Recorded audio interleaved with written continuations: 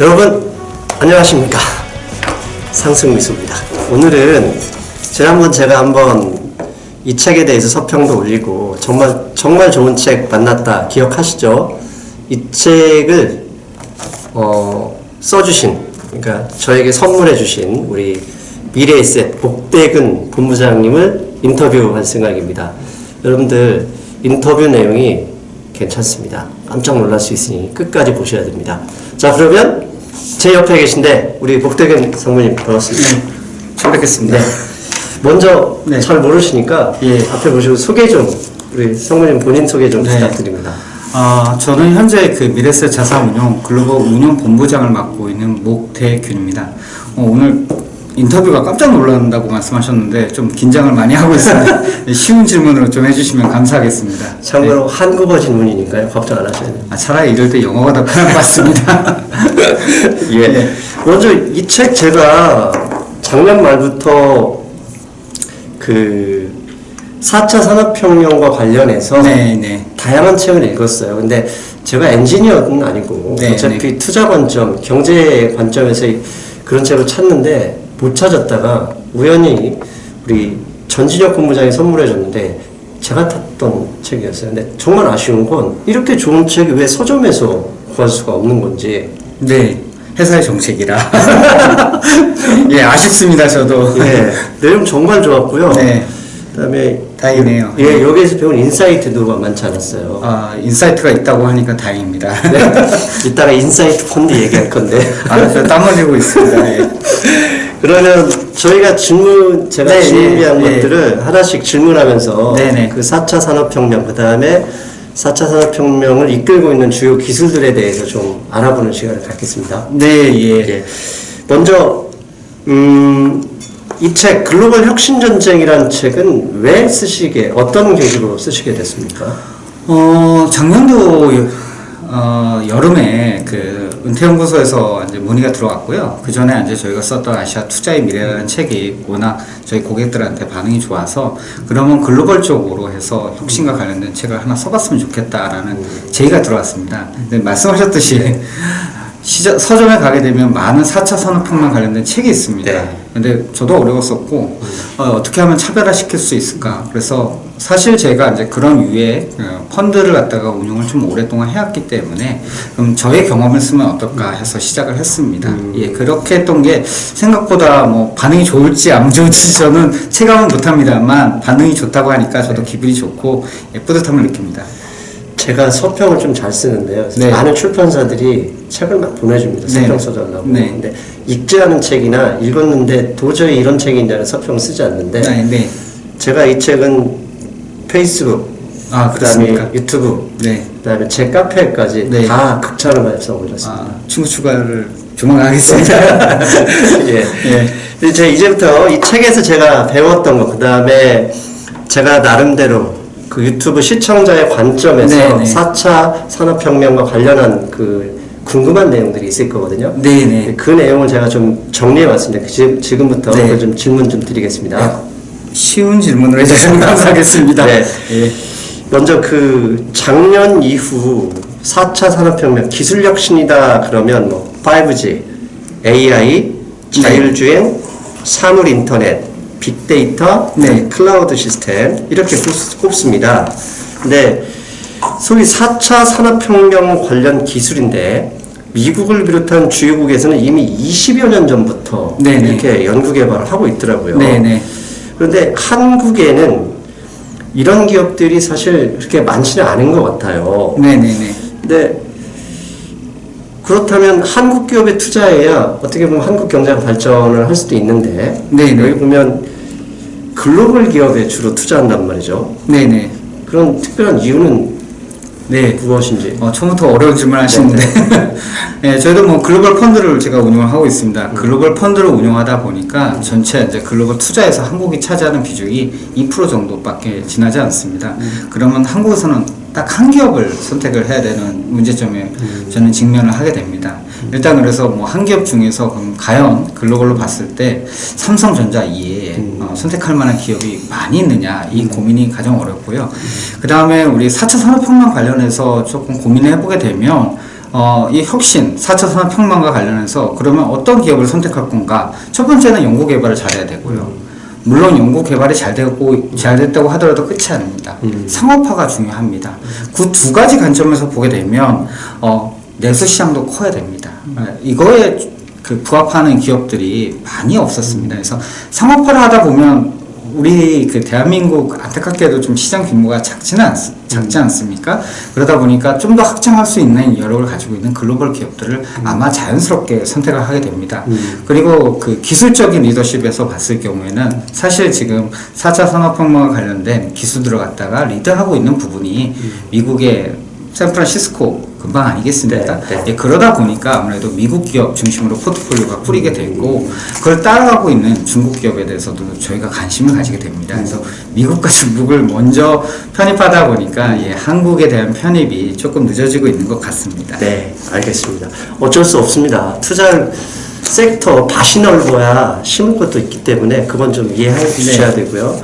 자, 이제부터는 본격적으로 기술 얘기인데요. 사실 다양한 앞에서 말씀드렸던 기술 중에 핵심 결국 또 5G란 말이죠. 네네. 근데 우리 일반인들은 5G 그러면 뭐 요새 휴대전화 모바일 리통에서 뭐 이렇게 광고를 하지만 못 느낀단 말이죠. 5G와 다른 기반 기술들, 뭐 사물 인터넷, 빅데이터, 뭐 자율주행 이런 기술 연관성이 분명히 5G에 있는 것 같은데 이에 대해 좀 쉽게 알기 쉽게 좀 설명 좀 해주십시오. 예, 가장 어려운 게 요새 5G인 것 같습니다. 네. 예, 상용화가 3일날 된 것 같은데, 4차 산업혁명을 좀 여러 가지 각도에서 봤을 때 가장 눈에 띄는 게 사물 인터넷인 것 같아요. 네. 사람과 사람이 대화하는 걸 떠나서 이제 사물과 사물 대화하는 관계까지 이제 발전을 하고 있지 않습니까? 그러면 사물 인터넷이 가능해지게 되면 보통 사물 인터넷으로부터 시작해서 데이터가 어마어마하게 나오게 됩니다. 이걸 보통 빅데이터라고 하게 되고요. 데이터는 분명히 석유이면 분명하나 그렇게 놓게 되면 부가가치를 탄생을 시키지 않습니다. 결국에는 그걸 갖다 분석할 수 있는 뭔가 인공지능 같은 게 필요한 거죠. 네. 그래서 사물 인터넷, 빅데이터, 인공지능이 4차 산업혁명의 꽃이라고 불릴 수 있습니다. 네. 중요한 거는 이러한 기술들을 갖다가 매끄럽게 해줄 수 있는 인에이블러, 가능하게 해주는 뭔가가 있어야 되는데 그게 통신기술 5G입니다. 5G는 뭐 기존의 LTE 대비해서 엄청 빠르죠. 뭐 13가지 기준을 만들었다고 합니다. 그 ITU에서. 뭐 제가 잠깐 컨닝을 하게 되면 최대 다운로드 속도가 이제 20기가 bps고 최저 다운로드 속도가 100메가 bps입니다. 그리고 1제곱킬로미터 반경 안에 있는 100만 개 기기가 사물 인터넷 서비스 제공이 가능하게 하는 기술인 거죠. 그리고 심지어는 500km로 다니는 고속철도 안에서도 자유로운 통신이 가능해야 됩니다. 뭐 요새 자율주행 자동차 얘기를 많이 하는데요. 네. 이 5G가 안 되면 어떤 일이 발생할까요? 뭐 앞에 사물이나 혹은 자동차, 사람이 나타났는데 만약에 원활하게 통신이 안 된다고 하면 나중에 데이터를 받았는데 이미 자동차는 사고가 난 상황입니다. 그러니까 5G는 4차 산업혁명의 사물 인터넷, 그리고 빅데이터, 그리고 인공지능을 가능하게 해주는 아주 필수적인 요소라고 볼 수 있을 것 같습니다. 기본적으로 그러니까 인프라 기술인 거죠. 네, 그리고 이 5G 중요한 게 지금 5G를 선점하려기 위해서 노력을 많이 하지 않습니까? 네. 일단 표준이 만들어지게 되면 남이 따라오기까지 상당 기간 그 분야에서 독점권을 형성하게 됩니다. 그걸 모든 국가 그리고 기업은 노리고 있는 거죠. 예. 자, 그럼 잠깐 정리해 드릴게요. 5G는 네트워크 기술이 맞습니다. 근데 네트워크 기술이 왜 필요하냐면 자율주행에서 인간의 뇌처럼 반응하려면 그 속도가 2기가 bps가 필요합니다. 그래서 5G가 인간의 뇌만큼 빠르게 반응할 수 있는 속도를 보장하는 게 5G고 사물 인터넷이라면 인간의 뇌라면 스스로 분석해서 내가 생각을 하지만 사물 인터넷은 사물은 그냥 정보만 줘야 되거든요. 엄청나게 많은 정보를 빠른 속도로 줘야 이 AI가 분석을 해주는 거거든요. 그렇게 되려면 결국 또 이 데이터 속도가 필요하고 이 데이터라는 게 어떠한 속도, 어느 장소에도 끊기면 안 된다. 그걸 구현한 게 5G다. 이렇게 말씀드릴 수 있습니다. 맞죠? 상승 교수님 너무 잘 아셔서 제가 당황하고 있습니다. 예. 저 작년부터 한국에서 나온 4차 산업혁명처럼 다 읽었다 보시면 됩니다. 네. 자, 그런 다음에 제가 좀 배우겠습니다. 여기서 또 5G에서 빠질 수 없는 기업이 또 중국의 화웨이입니다. 네. 화웨이죠. 예. 예. 근데 화웨이 뭐 가령 미국에서는 화웨이 중국 기업에 대한 압박 차원에서 하는 것이다. 아니면 뭐 어떤 경우는 기술적으로 화웨이가 뛰어나기 때문에 뭐 중국은 버틸 수 있다. 이런 얘기 다양한 얘기가 많잖아요. 네네.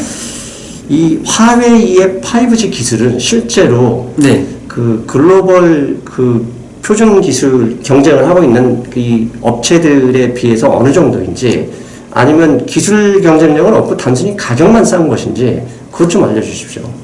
초기에는 화웨이가 가격 그 경쟁력에 기반했다고 볼 수는 있죠. 네. 근데 현재 2018년 그러면 그 5G 와 관련된 특허 보유 건수를 살펴보게 되면 좀 얘기는 달라집니다.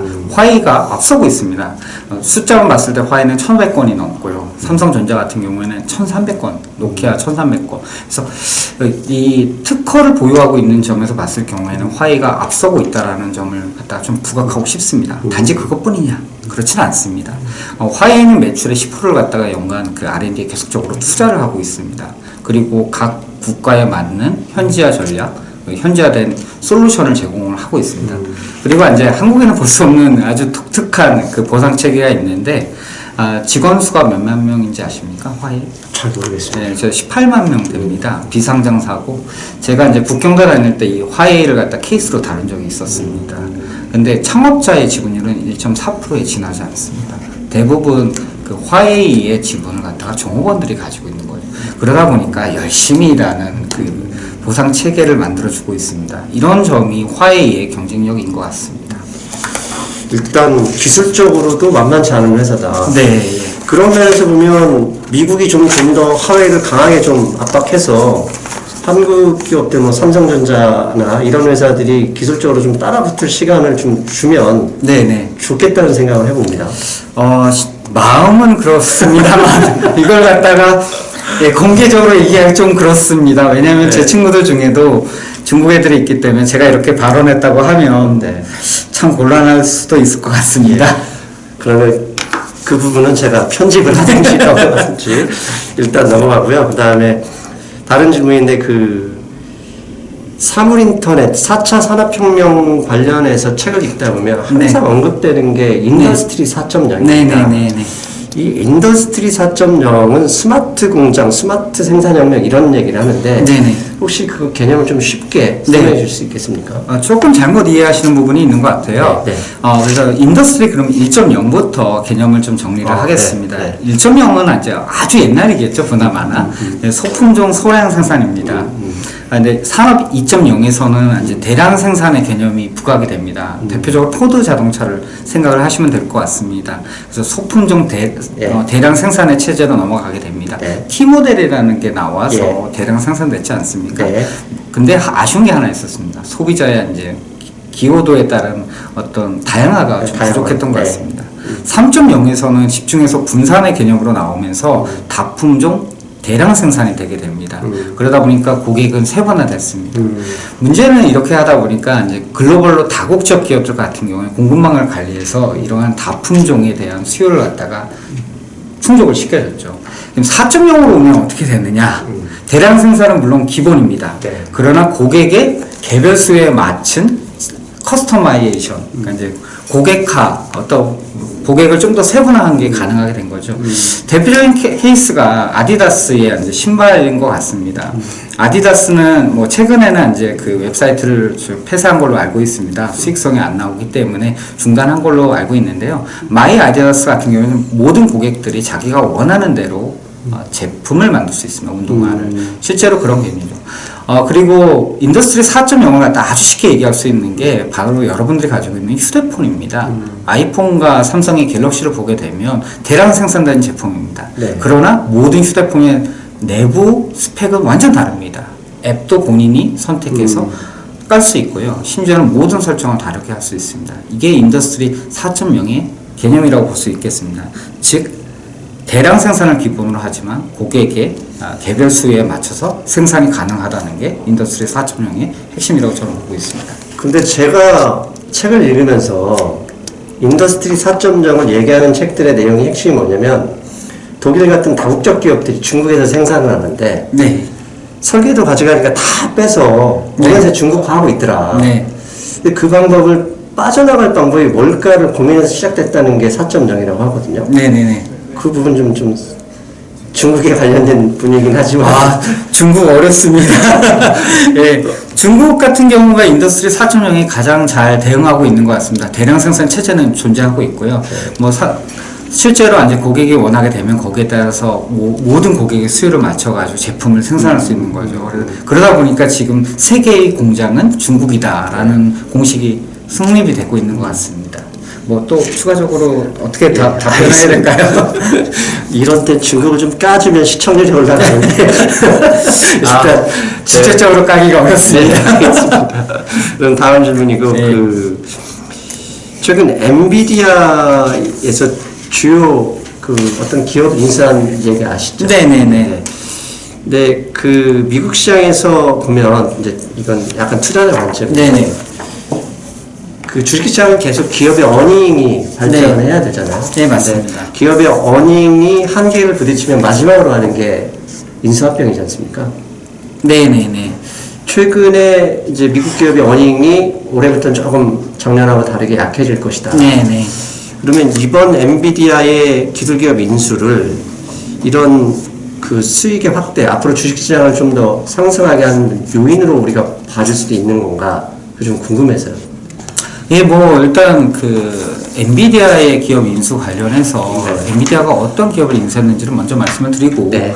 두 번째 관점, 그러면 엔비디아가 성장의 한계에 부딪혔기 때문에 기업 인수에 나선 것이냐, 네. 거기 부분에 관련해서 얘기를 좀 하겠습니다. 네, 네. 엔비디아가 이제 최근에, 물론 좀 난간에 부딪혔습니다. 최근 2, 3년 동안은 매출 성장도 빨랐고요. 그러다 보니까 주가도 엄청난 상승을 보였지 않습니까? 근데 최근에 중국 그리고 가상화폐 때문에 상당히 힘들었던 건 사실입니다. 그러다 보니까 결국 매출 다각화를 좀 할 수밖에 없었고요.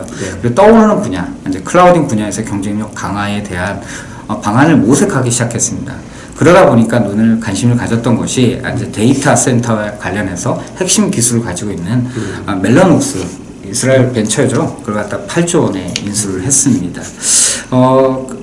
사실 멜라녹스는 엔비디아 말고도 인텔이나 마이크로소프트 등이 관심을 많이 가졌었습니다. 근데 결과적으로는 엔비디아가 인수를 하게 됐고요.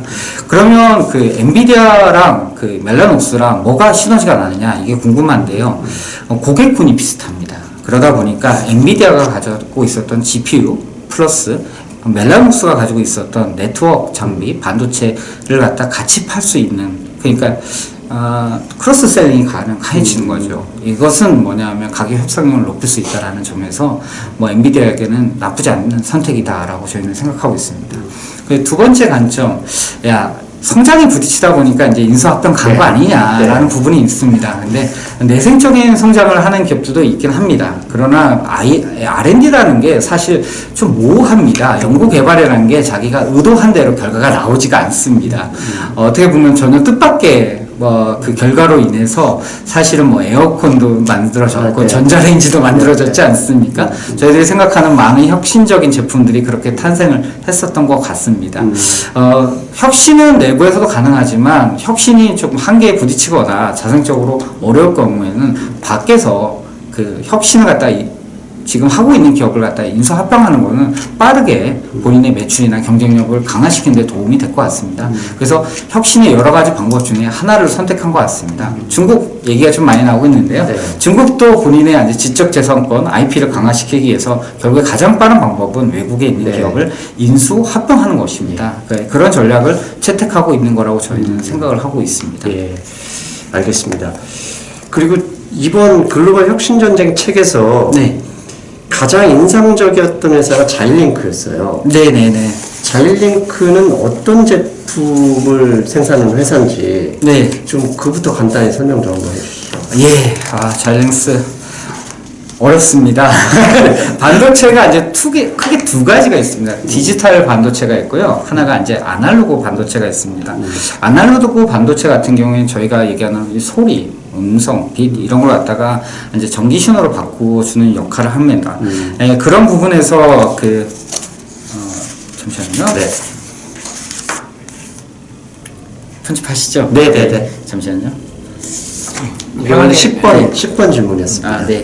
갑자기 여기 엉켜가지고 죄송합니다. 아니요, 괜찮습니다. 편하게 그냥 하시면 네, 편하게 저희가 예, 다 하시면 편집하니까요. 네, 예.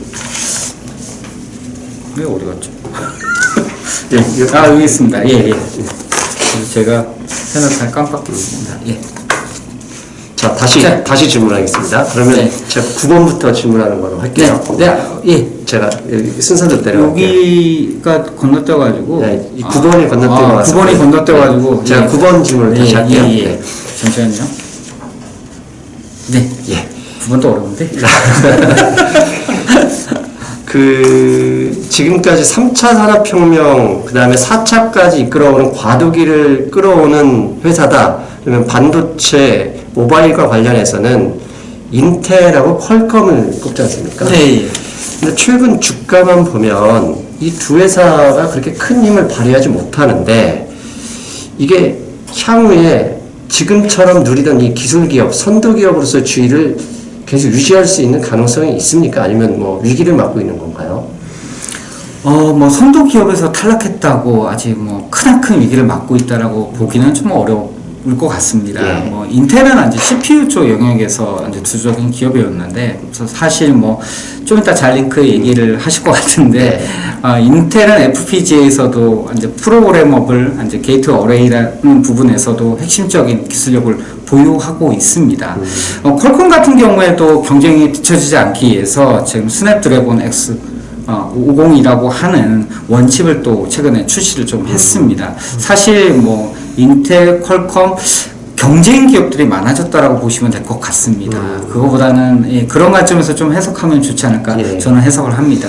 뭐 기술력은 아직까지는 세계 최고의 수준이라고 봐도 무방할 것 같습니다. 예. 주가는 약간 기술력하고는 좀 다른 것 같습니다. 예, 투자자들이 이미는 충분히 두 인텔과 퀄컴을 갖다 학습했기 때문에 거기서 별로 기대할 게 없다라는 부분에서 아마 나오는 게 아닐까라는 생각을 저는 좀 합니다. 근데 인텔 같은 경우는 그렇게 오랫동안 성장한 회사인데 배당 금액도 주당 0.3달러밖에 안 해요. 네, 계속적으로 투자를 해야 되기 때문에 욕심이 좀 강한 것 같습니다. 예. 이제 그 뭐 애플 같은 경우는 많이 나눠주고 있는데 그 반도체나 기타 그 세계의 IT 기업들은 좀 배당 성향을 높여줘야지 투자자들을 만족시켜주지 않을까 저도 생각하고 있습니다. 예, 알겠습니다. 한번 다음에 건의를 해볼까요? 예, 꼭 부탁드립니다. 네. 그리고 앞에서 이야기했던 인텔이나 퀄컴하고는 다르게 네. 급부상하는 회사가 있습니다. 그게 자일링크. 상무님 이번 책에서도 되게 인상적이었거든요. 네. 이 자일링크에 대한 회사 소개와 이들이 지금 제조하는 제품이 어떤 제품인지 좀 설명 부탁드립니다. 예, 뭐 자일링크는 그 FPGA 그 시장에서 마켓 점유율 한 50% 정도 차지하는 회사입니다. 저희가 잠깐 인텔 얘기했는데 인텔이 인수한 알테그라가 한 38% 정도 돼서 결국에는 FPGA라고 하는 시장에서 두 개가 뭐 독과점을 형성하고 있다라고 보시면 될 것 같습니다. 그러면 FPGA가 네. 뭡니까?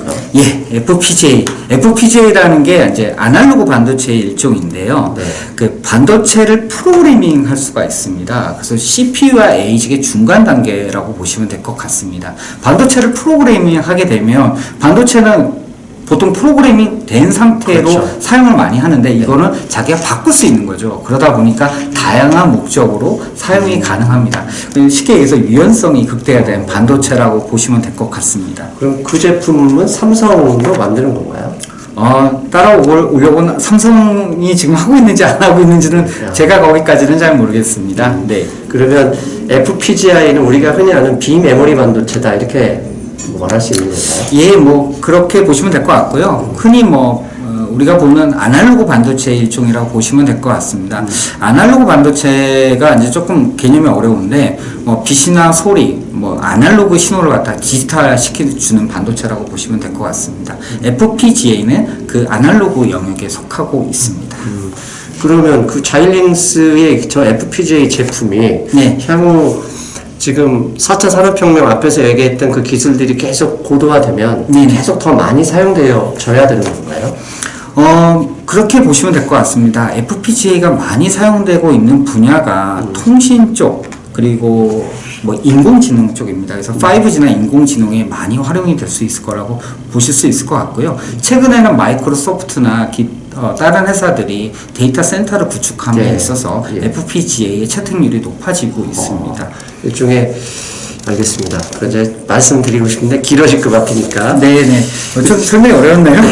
아닙니다. 네. 그리고 이제 한국 투자자들 중에 가장 궁금한 게 또 이 반도체 가격이에요. 네네.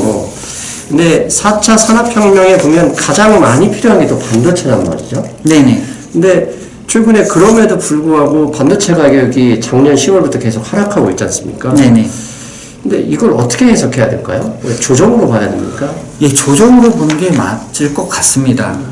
반도체 업계는 30%의 그 법칙이라는 게 있습니다. 혹시 아십니까? 잘 모르겠습니다. 저도 이번에 처음 공부하면서 들었는데 30% 법칙이 뭐냐면 매년 반도체 집적도가 높아지면서 가격이 연평균 30% 정도 하락한다는 겁니다. 그러니까 가격 하락이라는 거는 반도체 업계에서는 뭐 일반적인 거라고 보시면 될 것 같습니다. 30%가 가격이 하락하면 반도체 업체 입장에서는 뭐 자기가 생산 원가를 30% 정도 절감을 하거나 혹은 생산성을 30% 정도 높여야 됩니다. 문제는 이런 상황에서 결국에 수요와 공급에 따라서 이제 가격이 등락하는 상황이고요. 일단 공급이 많을 경우에는 수요는 부족하고 이럴 경우에는 당연히 30% 이상의 그 원가 절감을 갖다가 할 수밖에 없는 상황이 됩니다. 4차 산업혁명으로 지금 수요는 증가하고 있습니다. 그런데 공급은 일시적으로 그걸 따라가지 못했던 공백기였고요. 그러다 보니까 반도체 호황을 누렸습니다. 그런데 공급이 이제 증가하고 있는 거죠. 그러다 보니까 결국에는 수요가 공급 대비 초과하지 못하는 일시적인 상황이 나타났고 그게 반도체 가격의 하락 요인으로 작용하고 있습니다. 그러니까 일반적인 호황기 원래 매년 기대했던 가격 하락에서 일시적 호황기를 맞았다가 이제 정상화되고 있는 모습인 거죠. 그래서 일시적인 그 가격 조정기라고 보시면 될 것 같습니다. 재고 문제가 완화되게 되면, 수요가 더 증가하게 되면, 그렇게 되면 또 반도체 가격은 또 30%보다 덜 빠지거나 그런 식으로 해서 아마 반도체 기업들한테는 긍정적인 수익의 원천이 되지 않을까 생각을 하고 있습니다. 최근 필라델피아 반도체 지수만 보면 네. 가격과 상관없이 먼저 선반을 하고 있잖아요. 네네. 그것만 봐도 결국 반도체 가격은 향후 추이를 예상할 수 있다. 이렇게 말씀드릴 수도 있겠네요. 그 작년 10월부터 반도체의 그 공급 사이클 혹은 슈퍼 사이클에 대한 우려감이 과도했던 기대감이 완화되고 그 다음에 이제 두려움이 생긴 거죠. 야, 재고가 증가한다. 결국에는 수요는 생각보다 약할 것이다 라고 하면서 반도체 그 기업들의 주가가 많이 하락했습니다. 거기에 대한 반작용이라고 보시면 될 것 같습니다. 오히려 연초에는 조금 과도한 가격, 너무나 싼 가격이 고래가 됐다는 거죠. 그거에 대한 반작용으로 주가는 반등한 것 같습니다. 이제는 이제 정말 중요한 거는 과연 수요는 살아나고 있느냐, 대한 질문을 갖다 던져야 될 것 같습니다. 그 질문을 한번 던져보겠습니다. 과연 수요는 살아나고 있습니까? 저는 장기적으로는 뭐 수요는 증가할 거라고 생각합니다. 근데 단기적인 사이클은 잘 맞추지 못하겠습니다. 근데 최근에 크레딧 스위스나 모건 스탠리의 그 의견은 뭐냐면 아직 펀더멘탈에 대해서는 조심해야 된다. 수요는 생각보다는 약한 것 같다라는 게 이 현재 국면에서의 그 생각인 것 같습니다. 저도 무마치기 때문에 약간 대형사 의견을 빌어서 잠깐 말씀을 드렸습니다. 미래에셋도 대형사입니다. 아, 그렇습니까? 반도체는 진짜 맞히기 어렵습니다. 여기까지만 잠깐만. 네. 지금 제가 너무 얘기를 집중해서 그런데 지금 상무님 오른쪽 저 문 뒤가 보이긴 하거든요.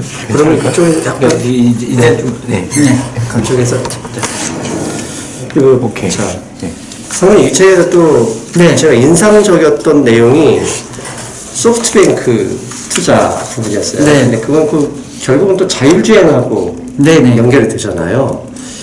이 소프트뱅크는 지금 현재 자율주행 차량을 얹을 수 있는 일종의 차량 공유 시스템을 선점하기 위해서 지금 투자를 하고 있는 거지 않습니까? 그렇죠. 최근에는 제가 알기로는 22억 달러를 GM의 자율주행 차량에 또 투자한 걸로 알고 있습니다. 이렇게 공격적으로 나오고 있는데 이게 지금 이제 우리는 또 한국 사람이지 않습니까?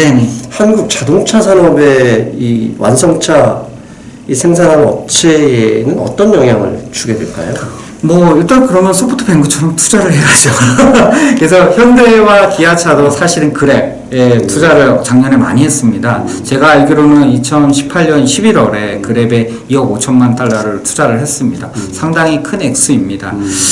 그러면 왜 자꾸 이렇게 완성차 업체가 공유 자동차 플랫폼에다 투자를 하고 있는지가 궁금하고, 그럼 도대체 뭐가 이제 소프트뱅크와 같이 뭐를 갖다가 지금 그리는지에 대한 그 생각을 좀 알아볼 필요가 있을 것 같습니다.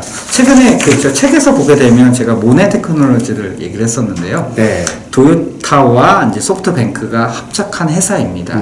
이 회사는 향후에 자율주행 자동차로 운행하는 승차 공유 서비스를 내놓으려고 합니다. 재밌는 거는 소프트뱅크가 지분율이 높다는 거죠. 소프트뱅크보다 100년 기업 도요타가 밀리고 있다는 걸 얘기를 하고 있습니다. 하드웨어, 소프트웨어의 싸움에서, 그리고 플랫폼과 이제 플랫폼에 태워야 되는 자동차와의 싸움에서 플랫폼이 우위를 쥐고 있고, 그 다음에 소프트웨어가 우위를 쥐고 있다는 거죠. 그럼 손정희 회장은 무슨 생각을 했을까요? 손정희 회장은 결국에는 이 플랫폼 하에서 자동차도 그냥 하나의 부품이라는 생각을 하고 있고, 돈을 버는 거는 결국에 플랫폼, 그리고 구글과 이제 페이스북 같은, 구글과 애플 같은 결국에는 플랫폼을 통제하는 회사라는 생각을 하는 거죠. 그래서 소프트뱅크는 이 플랫폼을 통제하고 싶어 한다라는 생각을 좀 저도 하고 있습니다. 제가 투자를 하면서 항상 느끼는 건 자본에도 저는 중력의 법칙이 있다고 생각하거든요. 큰 돈이 항상 작은 돈을 다 쓸어가잖아요. 근데 지금 5G 4차 산업혁명 기술이 전 세계를 더 빠르게 연결하고 있는데, 그러면 더 빠르게 연결되면 결국 큰 자본은 한국에 있는 건 아니지 않습니까? 소프트뱅크나 뭐 구글이나 이런 아마존 애들이 더 큰 자본일 텐데, 그렇게 되면 한국도 그 글로벌 앞으로 그런 플랫폼 안에서 살아나가기가 쉽지가 않을 것 같다는 생각이 자꾸 들어요.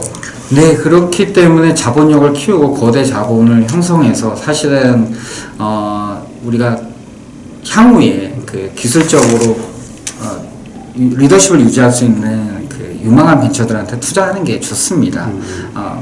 미래세 대우 같은 경우도 그런 움직임을 보이고 있고, 많은 기업들이 그런 움직임을 보이고 있습니다. 미국, 중국에서는 이미 거대 자본이 만들어졌고요. 소프트뱅크 때문에 그렇습니다. 거대한 벤처 캐피탈 자금들이 만들어졌고, 그러한 그 유망한 기업들을 갖다 싹쓸이하고 있는 상황이거든요.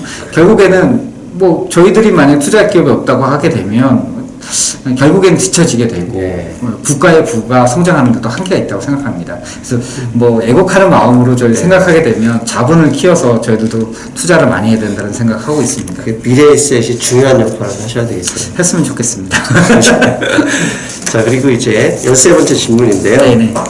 이 자율주행 차량에서 또 이 자율주행 플랫폼에 올릴 차량 결국은 자율주행 차잖아요.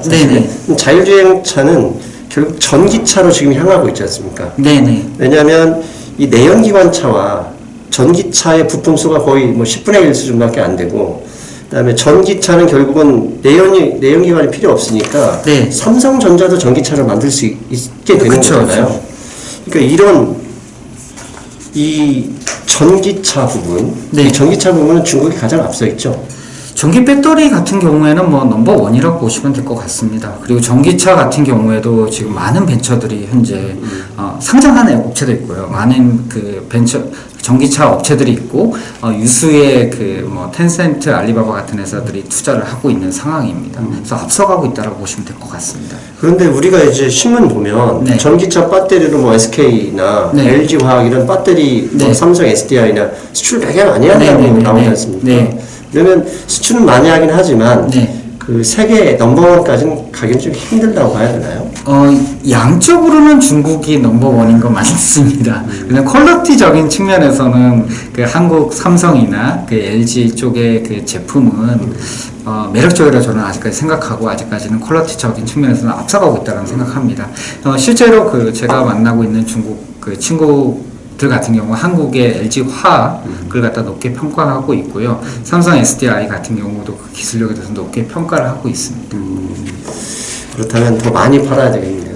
뭐 많이 팔고 이걸 갖다가 저희가 쓸 수 있는 전기차를 대한민국에서 많이 생산하는 것도 바람직하지 않을까 생각합니다.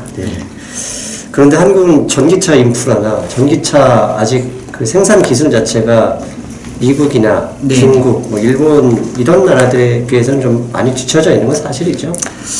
많이 뒤쳐져 있지는 않고 조금 뒤쳐져 있다라고 표현하고 싶고요. 네. 조금 열악한 거는 인프라가 조금 열악한 것 같습니다. 사실 그 중국 같은데 북경 가게 되면 테슬라를 충전할 수 있는 그 충전소가 호텔 같은 경우에 보면 흔치 않게 볼 수 있습니다. 심지어는 대학교에 가서도 실제로 테슬라를 충전할 수 있는 그 장치가 곳곳에 있는 걸 볼 수 있습니다. 근데 한국 같은 경우에는 아직까지는 그렇지는 못한 것 같습니다. 일단 충전소부터 일단 필요하다라는 생각을 좀 하고 있습니다. 예. 이제 막바지로 막 가는데 원래 경제가 성장할 때 필요한 게 버블이지 않습니까? 네네. 버블이 생긴다는 얘기는 돈이 들어갔다는 얘기고, 네네. 돈이 들어가면 그 안에서 결국은 또 기술 발전이 이루어지거든요. 네. 그러면 지금 현재 글로벌 리세션 논쟁이 한창이잖아요. 네. 근데 리세션을 넘어서는 또 가장 좋은 방법 중에 하나가 특정 섹터에 버블을 만드는 방법도 있다고 보거든요. 네. 근데 이제 부동산이면 안 되고, 부동산을 버블 다 큰일 났었으니까. 네네. 이 4차 산업혁명 관련한 기술에서 특정 분야나 섹터에서 버블을 뭐 미국 정부나 뭐 트럼프 대통령이 유도한다 그러면 어떤 기술이 가장 근접해 있다고 생각하십니까? 당연히 뭐 AI라고 볼 수 있을 것 같습니다. 3차 산업혁명과 4차 산업혁명을 나누는 가장 핵심 기술 중에 하나가 뭐냐라고 딱 얘기하라 그러면 인공지능, AI라고 할 것 같습니다.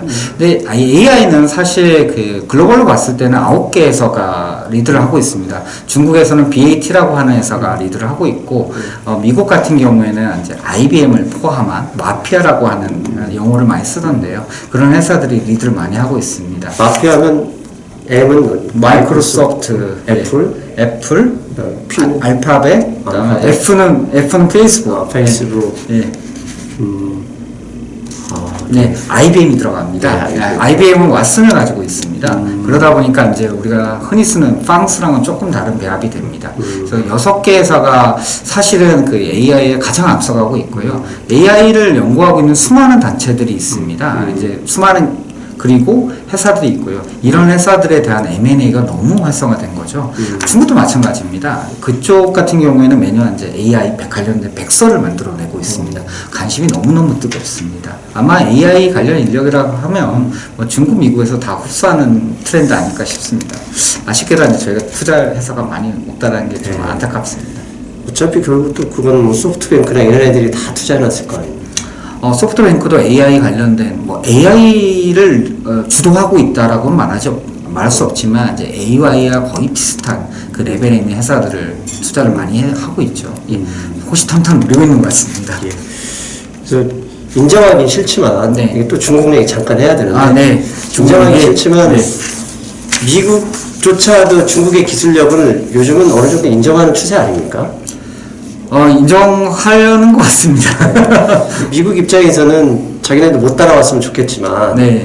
최근에 몇 년 동안 너무 손 놓고 있다가 이제 너무 늦게 중국을 건드리는 것은 아닌지 네. 본부장님 생각은 어떻습니까?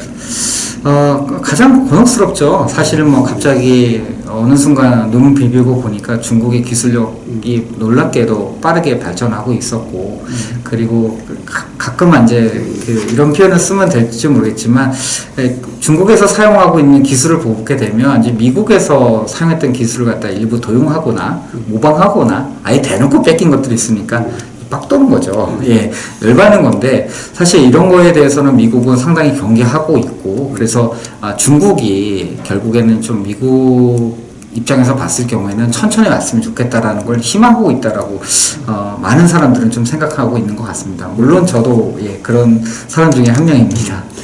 근데 또 한 가지 더 궁금한 게 네. 중국에서 요새 가장 잘 나가는 기업이라고 하면 뭐 알리바바, 텐센트, 화웨이 이런 기업들이죠. 이런 기업들이 지금은 어마어마한 규모로 커져서 가지고 있는 돈으로 유망한 전 세계에 있는 것들 다 인수하고 다니고 있잖아요. 네네. 근데 제가 한편 한국은 옛날에 중국보다 더 큰 회사들이 많았었는데 네. 왜 이런 회사는 안 나타났던 거죠? 그거는 뭐 사실 경영진들한테 여쭤봐야 될 것 같습니다. 예. 만약 삼성전자 같은 경우는 그래도 많은 M&A를 하고 있다고 생각을 합니다. 근데 다른 기업들도 많은 M&A를 하고 있다라는 생각을 합니다. 근데 아쉽게도 저희가 이제 돌이켜 봤을 때 그 어떤 신의 한 수가 될 수 있는 M&A가 조금 부족하지 않았나라는 생각을 조금 하게 됩니다. 그런 면에서 보면 재작년인가요? 삼성이 하만 인수한 거. 네네. 중국한테 용케 안 뺏긴 것 같아요. 잘하신 것 같습니다. 네. 자, 그리고 이제 이렇게 바쁜 시간 내주셔서 네. 우리 인터뷰를 해주셨어요. 그렇다면 이제 회사 자랑을 좀 하셔야 되지 않습니까? 회사 자랑요? 네. 예, 필수적입니다. 제가 책에서 보면 그 글로벌 운영본부를 네, 맞습니다. 미래에셋 글로벌 운영본부라는 게 제가 생각에는 지금 현재 보면 미래에셋 뭐 베트남, 인도 쭉 있지 않습니까? 그걸 다 총괄하시는 겁니까? 아니면 그냥 주요 선진국들의 그 직접 투자하거나 간접 투자 그걸 이렇게 그 책임지시는 거예요? 총괄하는 개념은 아닙니다. 예, 이렇게 이름이 멋있지 않습니까? 예, 그래서 저도 상당히 좋아하는데 글로벌 운영본부장이라는 것에 대해서 총괄은 아니고 이제 글로벌 운영본부는 사실 이제 글로벌 펀드들을 갖다가 운용을 하다 보니까 사실 그 미국이나 이제 홍콩 그리고 저희들이 가지고 있는 미래에셋의 글로벌 네트워크를 갖다가 코디네이션 조화롭게 할 수 있는 어떤 단체가 필요했던 거죠. 조직이 필요했던 거고요. 저희 글로벌 운용본부는 그 글로벌 그레이트 컨슈머, 그리고 인사이트 펀드, 그리고 글로벌 그로스, G2 이노베이터 등을 갖다가 같이 운용을 하고 있는 본부라고 보시면 될 것 같고요. 실제로 이런 그 글로벌 기업들, 그리고 좀 전에 말씀드렸던 글로벌 기업들과 그들을 갖다가 한국에서도 리서치하지만 미국에서도 리서치를 하고 이런 거에 대한 리서치 결과를 갖다가 토대로 글로벌 펀드들에 투자를 하고 있습니다. 그러면 이 글로벌 본부에서 가령 한국의 펀드 매니저는 한국 기업에 자주 방문하지 않습니까? 네네. 근데 미래에셋 지금 본부장이 맡고 계시는 이 글로벌 본부에서도 가령 미국의 인텔이나 이런 데 직접 방문하십니까? 네, 가급적 많이 보내려고 하는데요. 뭐 예산 제약상 비행기를 타고 가야 되기 때문에 많이는 출장을 보내고 있지는 못합니다. 그러나 이제 저희들 같은 경우에는 보통 컨퍼런스가 정기적으로 많이 있습니다. 1월달 같은 경우는 JP 모건의 헬스케어 컨퍼런스가 가장 유명하고요. 그리고 중간중간에 플래그십 뭐 가장 그 대표적이라고 할 수 있는 그 IB들의 컨퍼런스가 있습니다. 그때 가면 많은 기업체의 담당자들을 직접 만나게 되는 거죠. 근데 사실 뭐 이렇게 방문했다고 해서 상징적인 의미는 있습니다. 그러나 많이 보는 중요한 정보를 얻지는 못합니다. 엔비디아 엔비디아 오피스를 방문했다고 하더라도 사실 엔비디아의 핵심 역량을 보기에는 어렵고요. 페이스북 같은 경우에는 일하기는 좋구나. 구글 같은 경우도 일하기는 좋구나라는 걸 느끼고 옵니다. 그러나 구글과 페이스북의 핵심 역량은 무엇일까라는 걸 느끼기에는 조금 미흡하다라고 생각을 합니다. 사실 그거보다는 그 한국에서 미국이나 이제 다른 나라를 보다 보니까 보다 본질적인 경쟁력 그리고 이제 숫자를 갖다 점검하는 작업을 저희는 좀 많이 하고 있습니다. 그러면 이렇게 세상 기술 흐름 이런 것을 또 따로 공부를 많이 하셔야 되겠어요. 많이 돌아다녀야 되는 건 맞습니다. 예, 그래서 저 같은 경우는 뭐 북경 대학교를 다니다 보니까 이제 중국을 많이 다니긴 했었는데 많이 다니다 보면 실생활에 적용되고 있는 케이스를 많이 볼 수밖에 없지 않습니까? 실제로는 요새 안면 인식 같은 경우에는 너무 상용화 단계까지 왔습니다. 그래서 얼굴을 들이대면 실제로 학교를 출입을 할 수가 있거든요. 그러니까 날씨 흐린 날에는 물론 인식이 잘 안 되는 단점이 아직까지는 있지만 상용화 단계까지 왔다라는 거 보고 나서는 깜짝 놀랐습니다. 저도. 예. 그리고 이 책에 글로벌 혁신전쟁 책에 보면 혁신기업에 투자하는 나름의 이미 미래에셋만의 그 방법론 내용을 만들어 놓은 것 같아요. 네. 그게 타사의 투자보다는 어떤 장점이 있다고 주장하실 수 있습니까? 네. 뭐 혁신을 만드는 게 세 가지가 있는 것 같아요. 이제 제품으로 인한 혁신, 그 다음에 우리 그 새로운 방식으로 만드는 혁신. 대표적인 경우가 이제 저가 항공사입니다. 똑같은 걸 팔지만 이제 다른 방식으로 새로운 방식으로 파는 거죠. 그 다음에 똑같은 제품을 팔긴 하지만 새로운 방식, 새로운 비즈니스 모델을 적용해서 파는 방식이 있습니다. 대표적인 건 플랫폼 비즈니스인 것 같습니다. 이 가운데서 이제 저희가 집중적으로 그 연구하고 있는 부분은 새로운 제품을 만들어내고 있는 방식인 것 같습니다.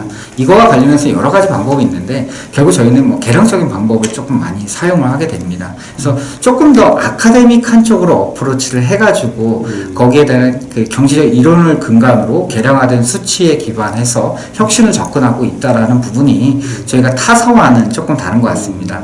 보통 다른 회사 같은 경우에는 시메틱이나 스토리텔링에 많이 접근하는 것 같습니다. 근데 저희 회사 같은 경우는 저희 미래셋 같은 경우에는 보다 그 이론 베이스와 그거와 관련된 숫자를 갖다가 검증하고서 그 다음에 스토리를 본다라는 점에서 다른 것 같습니다. 그게 저희의 강점인 것 같습니다. 이렇게 생각하시면 됩니다. 타사는 주먹구구고 미래에셋은 시스템적으로 간다.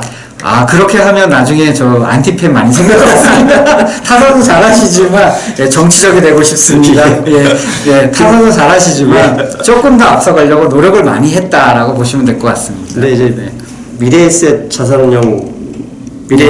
운용이니까 이제 네. 넘어갈 수 피할 수 없는 사례가 네. 있습니다. 뭐냐면, 실제로 최근 뭐 베트남, 인도, 그다음에 네. 미국의 액티브 펀드들의 수익률은 타의 추종을 부러워하는 네. 수준이에요, 미래에셋이. 근데 제가 이제 펀드 영업을 하면서 미래에셋 펀드를 권하면 과거에 그 인사이트에 대한 안 좋은 기억이 있단 말이죠. 네네. 뭐 2007년에 중국 펀드에 대해서 많이 물려고 옛날에 그 안 좋은 기억이 있었어요. 네. 이거에 대해서는 좀 변명이나 해명 좀 하나. 그런 과거의 실수에서 지금은 그런 똑같은 동일한 실수를 또 하면 안 되잖아요. 네. 안 하기 위해서 어떤 시스템을 좀 만들었는지 그걸 네. 좀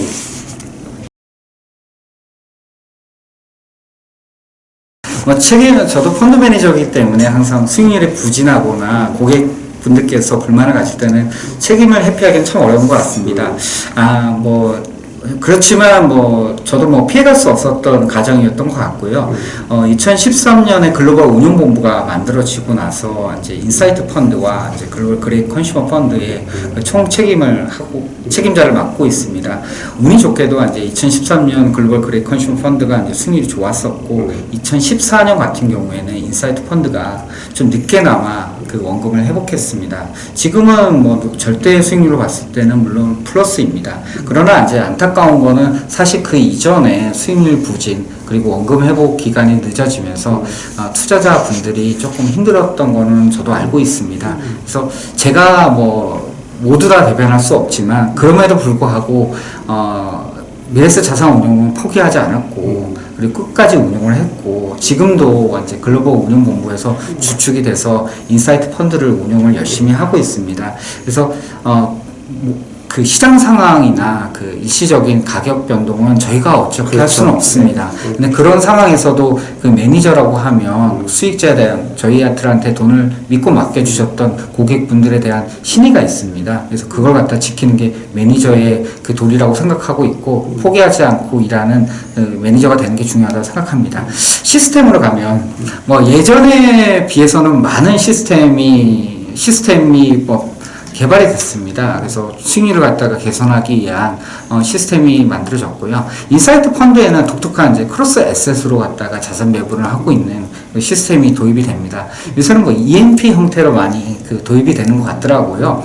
실제로 저희들도 그런 시스템을 가지고 있고 그걸 통해서 가장 인사이트 펀드의 적합한 최적의 자산 배분이 뭘까를 갖다가 고민을 하고 있습니다. 모두 다 만족시킬 수는 없습니다. 그러나 저도 이제 현실에 직면하기 때문에 저에게 주어진 현실 안에서 최선을 다하는 게 이제 저의 도리라고 생각을 합니다. 네. 어려운 말씀이었을 텐데. 네, 정말 힘듭니다. 잘 해석이 돼야 될 텐데. 큰일이네요. 자, 마지막으로 이 질문만 하고 오늘 시간 마칠게요. 네. 종목은 시장을 못 이기죠. 네, 예, 어렵습니다. 네, 절대로 시장을 이길 수가 없죠. 네. 아무리 좋아도 시장이 받쳐주지 않으면 네. 잠깐 오를 수는 있지만 바로 네. 떨어지지 않습니까? 그럼 여기서 시장이라는 것은 현재 가장 많은 투자자들이 신문에 보면 논쟁거리가 리세션이냐, 네네. 아니면 경제 위기로 직행하느냐, 네네. 10년 주기상 이런 이야기를 많이 하거든요. 네네. 그러면 글로벌 이 운영본부장님으로서 미국, 중국 많이 보실 텐데 개인 의견은 어떻습니까? 리세션입니까? 경제 위기로 가는 겁니까? 참 어려운 질문을 많이 해주셔서 오늘 땀이 많이 흐릅니다. 경제 위기, 최악의 경제 위기가 보통 이제 책에서도 언급을 했는데, 최악의 경제 위기를 갖다 동반하려고 하면 아예 리세션, 경기 불황으로 가거나, 혹은 어떤 버블이 있어가지고 버블을 갖다가 치료하는 과정이 필요한 상태를 직면해야 됩니다. 지금 승률 곡선이 일드 커브가 역전했다고 해서 그 경기 불황이냐 아니냐에 대한 논쟁이 많이 있습니다. 네. 특히 채권 쪽에서는 경기 불황을 원하시는 것 같아요. 근데 주식 쪽에서 봤을 경우에는 아직 그 실질 금리가 0 수준에 있습니다. 근데 실질 금리가 0 수준에 있었을 경우에는 그 일드 커브가 역전했다고 해도 경제 불황이 오지는 않았습니다. 그래서 그런 과거의 경험을 돌이켜 봤을 경우에는 그 경기 불황의 확률은 높아지고 있으나 아직까지 이걸 갖다 주장하기에는 조금 미흡한 게 아닐까라는 생각을 하고 있고요. 아직도 통화 정책은 완화적인 상황인 것 같고, 잘하면 혹시 뭐 방향이 어떻게 바뀔지 모르겠지만 만약에 그 경기 불황의 징조가 있다고 하면 솔직히 금리 인하까지도 현재 고려를 해야 된다라고 얘기가 좀 나오고 있는 것 같아서 그걸 막을 수 있는 총알이 조금씩 나타나고 있는 게 아닌가라는 생각합니다. 그리고 뭐 하나 더 말씀드리게 되면, 그럼 버블이 없느냐라고 봤을 때 테크 버블이나 기타 버블의 지금 징후는, 증시 버블의 징후는 생각보다 많이 없습니다. 예. 알겠습니다. 불황은 리세션이고요. 위기는 다른 거예요. 위기는 항상 부채 위기에서 위기가 시작되거든요. 그러니까 그 점, 불황이라는 건 리세션 가능성은 별로 없어 보인다. 있다 하더라도 통화 정책은 아직 여력이 있다. 이렇게 말씀하셨습니다. 맞죠? 예, 뭐 근데 제가 맞히는 건 아니라서 매니저, 애널리스트의 영역인 것 같습니다. 이코노미스트. 매니저 영역은 잘 대응하는 겁니다, 사실은. 예, 그래서 확률적으로 보면 현재는 낮지만 사실은 그 경제 불황에 대한 확률이 높아지고 있는 건 사실이기 때문에, 저희도 만약에 그런 상황이 도래한다고 하면 거기에 따라 포트폴리오를 갖다 이동해야 되는 게 펀드 매니저의 그 어떤 소임이 있지 않을까 저는 생각합니다.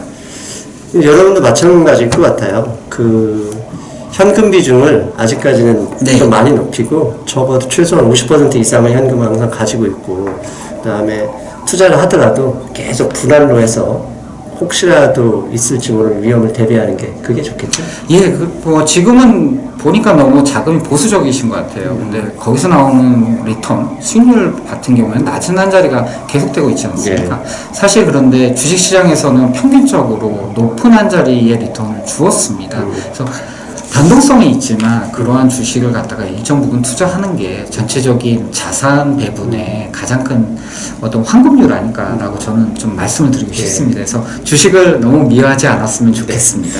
주식은 술주자에 먹을 식이 아닙니다. 스탁이고요. 자, 마지막으로 인사 말씀 한마디 하시죠. 이제 마무리해야 되는데. 예, 우연한 기회가 돼서 제가 유튜브에도 이렇게 촬영을 하게 됐습니다. 정말 신문 기사도 잘 나오지 않지만 좋은 기회, 좋은 인연이 돼서 이렇게 저희 회사에 관련된 부분도 홍보를 이야기를 할 수 있게 되었고요. 제가 좀 어설프게나마 답변했던 부분이 있었을 수 있습니다. 잘 이해해 주셨으면 합니다. 제가 이 작년부터요, 4차 산업혁명과 관련해서 가장 투자자한테 좋은 분들이 애널리스트였어요. 근데 애널리스트들 섭외했는데 어떤 회사도 응하지 안 해주셨어요. 응하지 않았어요. 근데 기꺼이 어려운 기회였겠지만 이렇게 나와주셔서 회사가 요구를 했습니다. 예, 미래에셋 이렇게 그 관련된 투자 흐름 이런 거 알려주셔서 정말 고맙습니다. 네, 감사합니다. 네, 좋은 시간이었습니다. 네.